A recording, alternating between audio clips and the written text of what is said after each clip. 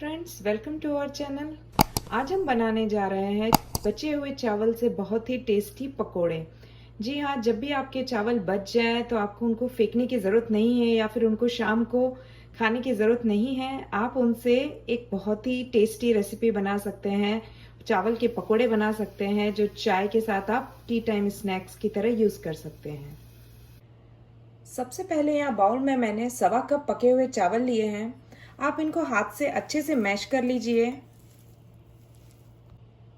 यहाँ चावल हमने मैश कर लिए हैं। इसको बहुत ही ज़्यादा मैश करने की ज़रूरत नहीं है, थोड़ा थोड़ा मुंह में आएंगे तो अच्छा लगेगा। यहाँ पे मैंने 1.25 कटोरी बेसन लिया है, इसमें मिक्स कर लीजिए। मैंने यहाँ पे एक हरी मिर्ची काट के रखी है, थोड़ा सा धनिया और एक बड़ा प्याज इसको छोटा छोटा काट दिया है, वो इसमें मिक्स कर लीजिए। अब इसमें आप आधा टीस्पून सॉल्ट डालिए।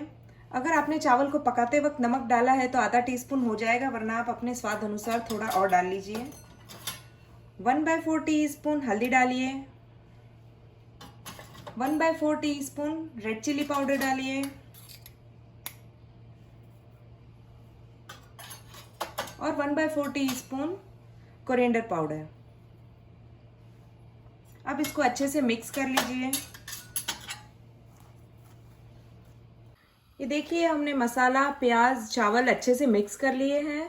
अब हम इसमें 1/8 टीस्पून अजवाइन डालेंगे। ये घोल अभी काफ़ी थिक है, बैटर काफ़ी थिक है, तो हम इसमें थोड़ा सा 2-3 टेबल स्पून के आसपास पानी डालेंगे। ये थिक ही चाहिए, इसको हमको नॉर्मल पकोड़े जैसा बैटर नहीं करना है। अब आप इसको पानी डाल के अच्छे से मिक्स कर लीजिए और एक साइड आप तेल भी गरम करने रख लीजिए। ये देखिए, हमारा बैटर तैयार हो गया है। ये इस तरह थिक ही रहेगा।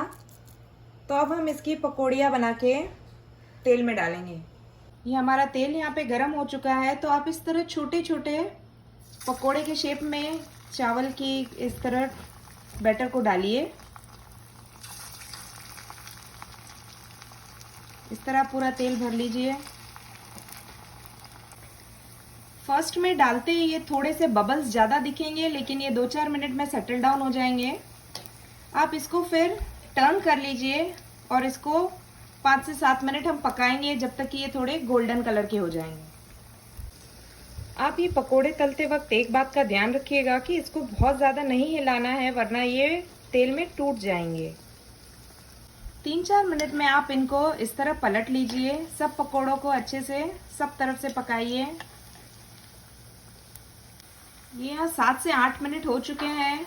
देखिए, इनका कलर भी थोड़ा चेंज हो चुका है। तो अब आप इसको एक प्लेट में पेपर टॉवल रख लीजिए और फिर इनको निकाल लीजिए तेल से।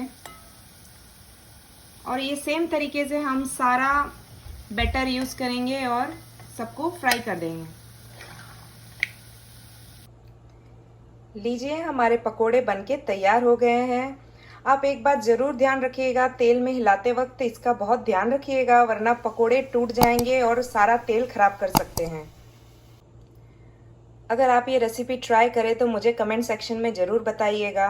आई होप आपको ये वीडियो पसंद आया होगा। Thank you so much for watching.